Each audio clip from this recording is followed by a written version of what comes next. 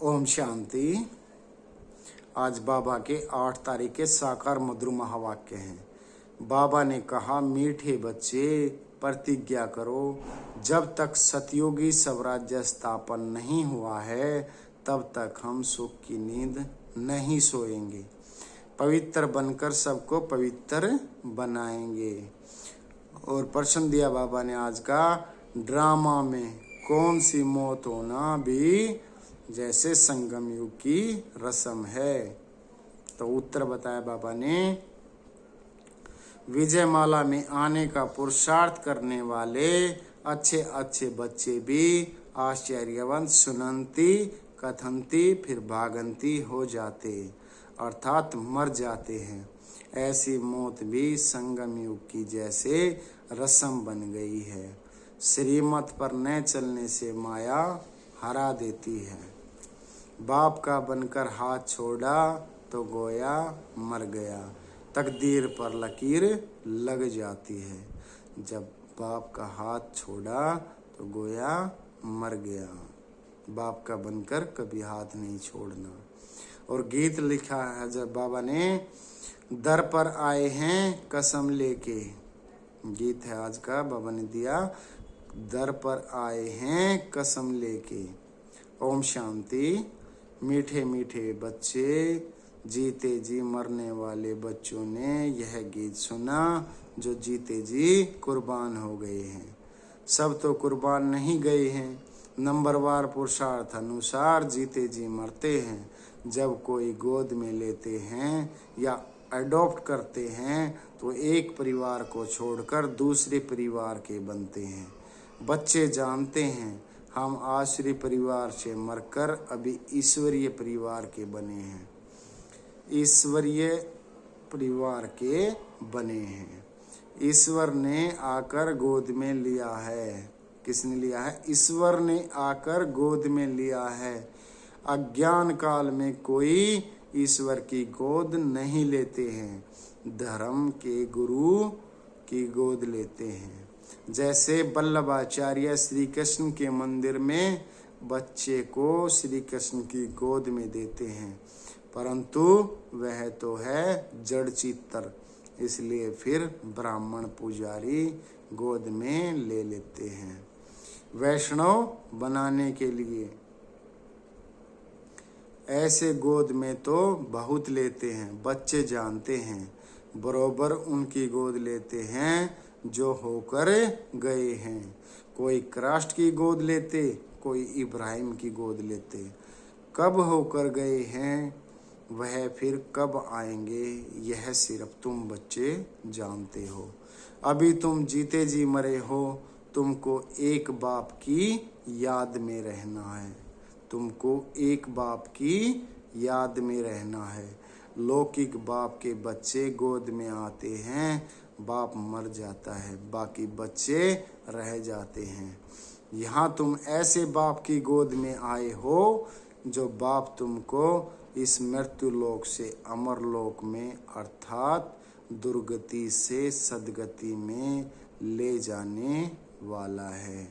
मनुष्य मात्र की सदगति दाता एक ही है। ऐसे नहीं कि सदगति सिर्फ तुमको मिलती है। सदगति तो सबको जरूर मिलती है, परंतु ड्रामा अनुसार।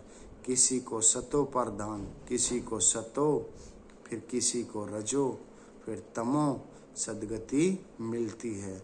भल तमो में आते हैं तो भी पहले आने से दुख नहीं भोगते, पहले सुख जरूर भोगना है। अंत में तो सभी दुख भोगते हैं।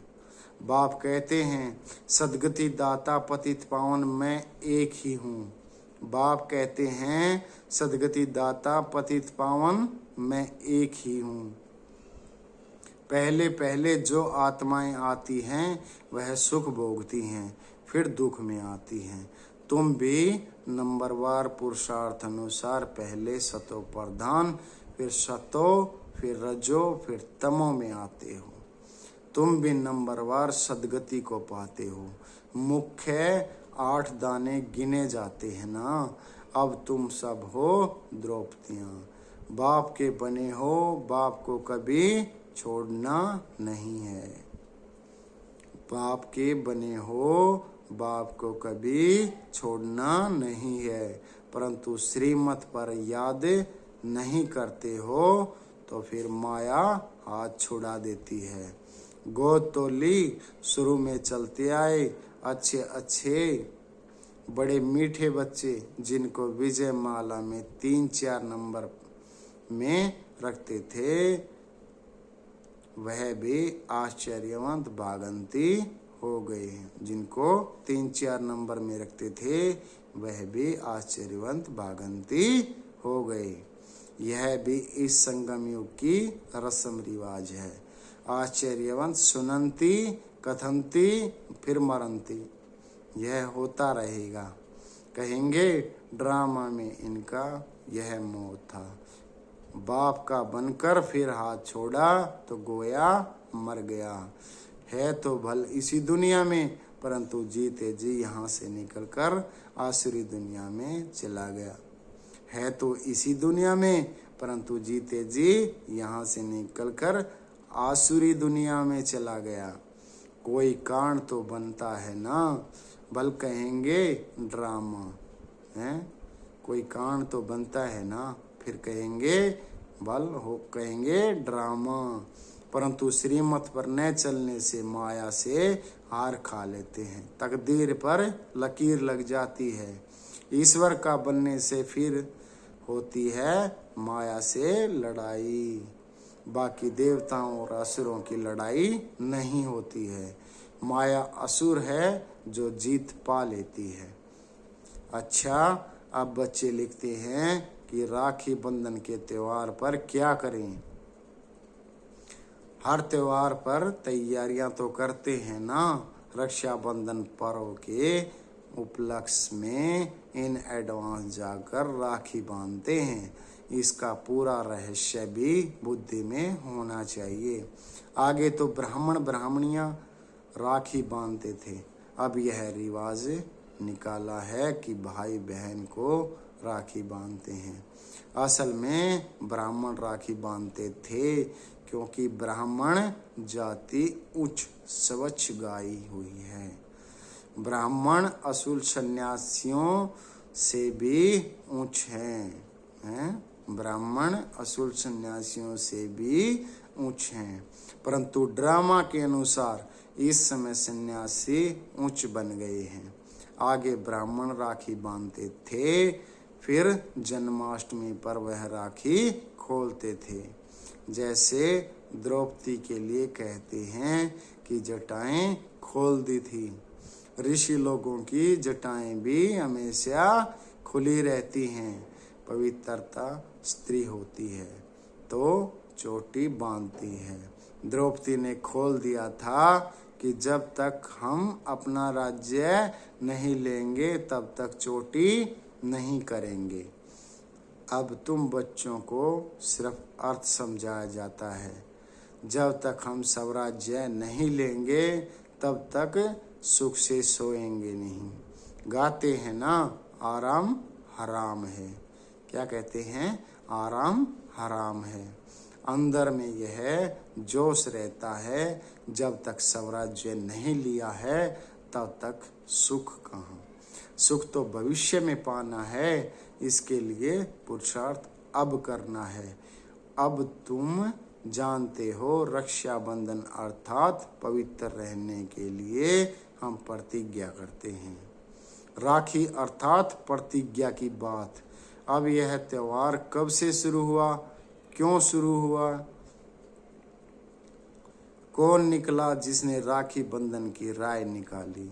कोई एक राय निकालते हैं, फिर उनका नाम बाला हो जाता है। तो यह पवित्रता की निशानी है। बहन तो है हुई कुमारी, कुमारियाँ बांधती हैं। तुम गृहस्थी को भी जाकर बांधती हो। कुमार तो हैं ही कुमार, बहन भाई को बांधती हैं। कुमार हो वह शादी किया हुआ हो। शादी किया हुआ फिर पवित्र रहे, यह तो बड़ा मुश्किल है। भगवान कहते हैं कि यह अंतिम जन्म पवित्र बनो तो भी नहीं बनते हैं। तो बहन द्वारा कुमार भाई को राखी बांधनी चाहिए कि प्रतिज्ञा करो हम कभी विष नहीं पिएंगे। जो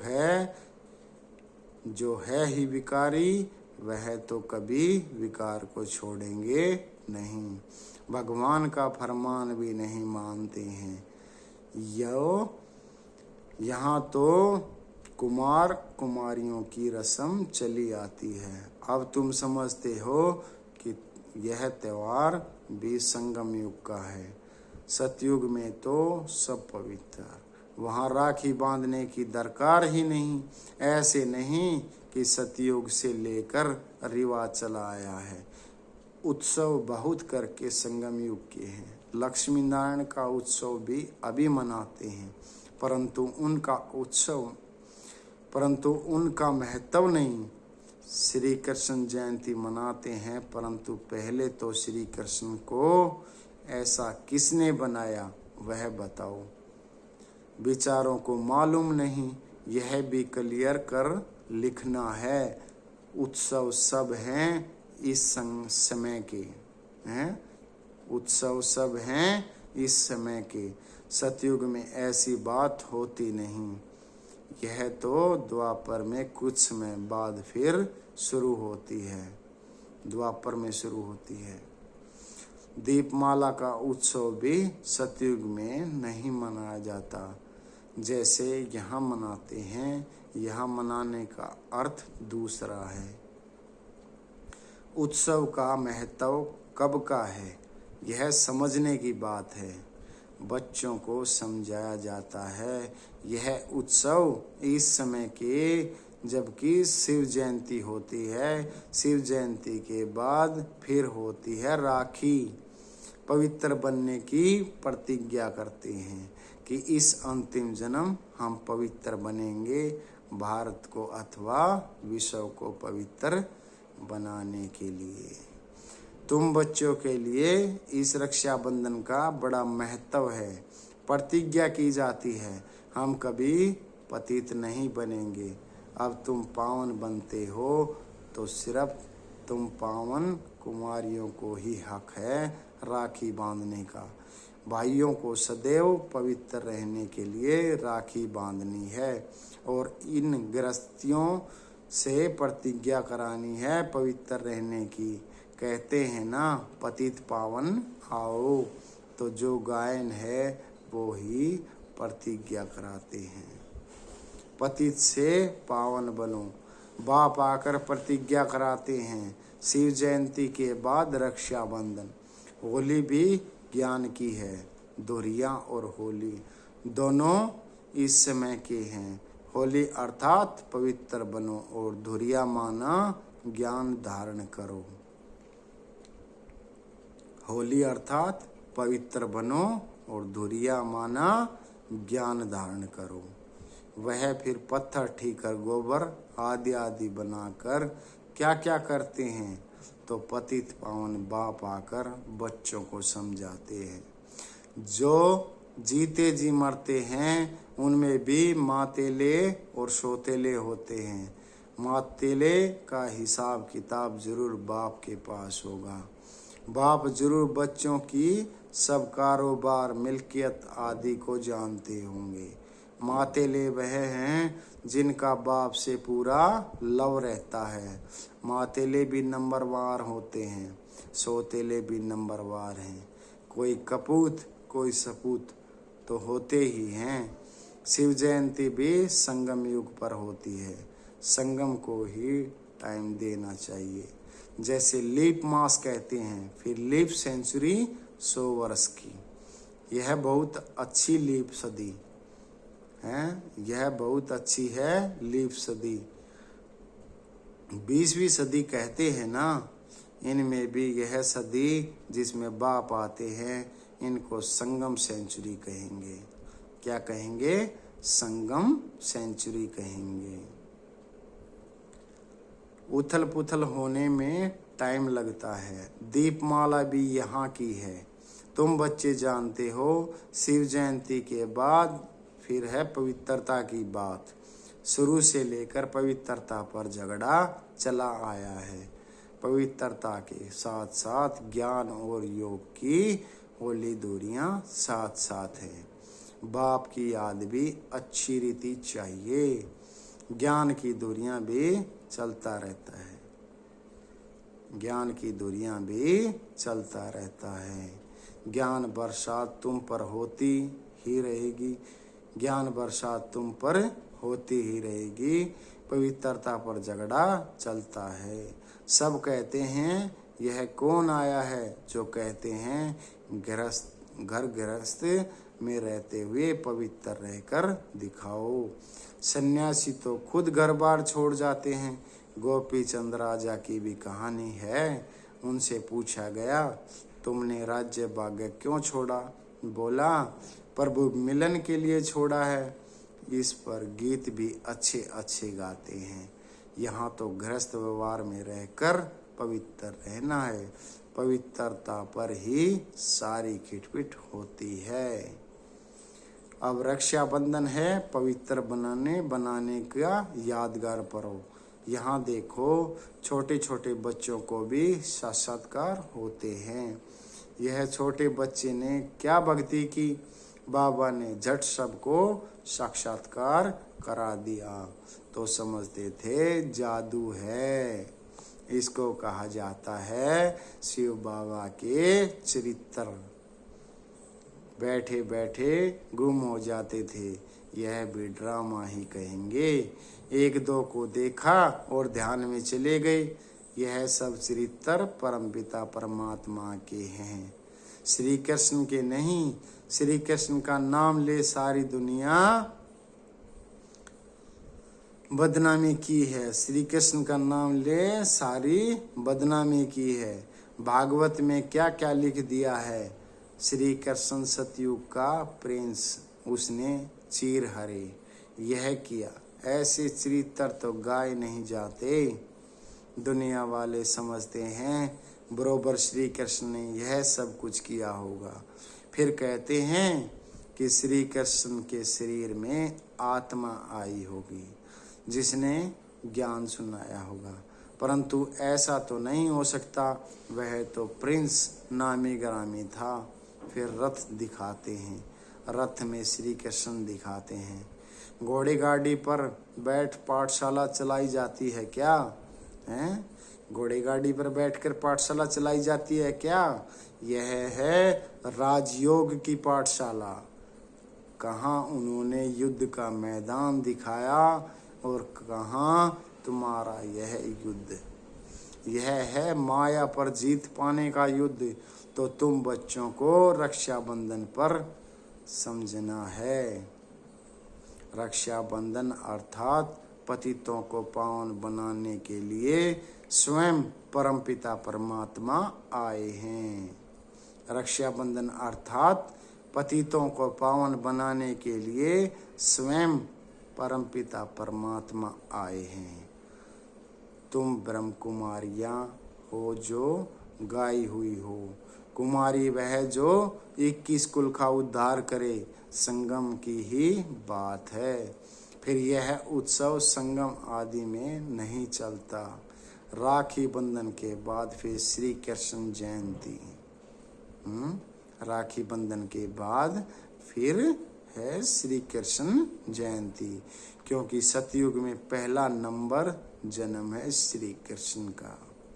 सतयुग में पहला नंबर जन्म है श्री कृष्ण का। उनकी भी राजधानी है। वह इस समय प्रतिज्ञा करते हैं श्री कृष्ण के कुल में जाने के लिए हैं। वह भी प्रतिज्ञा करते हैं श्री कृष्ण के कुल में जाने के लिए। यह राजयोग है। तुम नर से नारायण बनते हो। लक्ष्मी नारायण की जीवन कहानी है नहीं। बाप ने समझाया है राधे कृष्ण सो लक्ष्मी नारायण की कहानी। राधे कृष्ण सो लक्ष्मी नारायण की जीवन कहानी।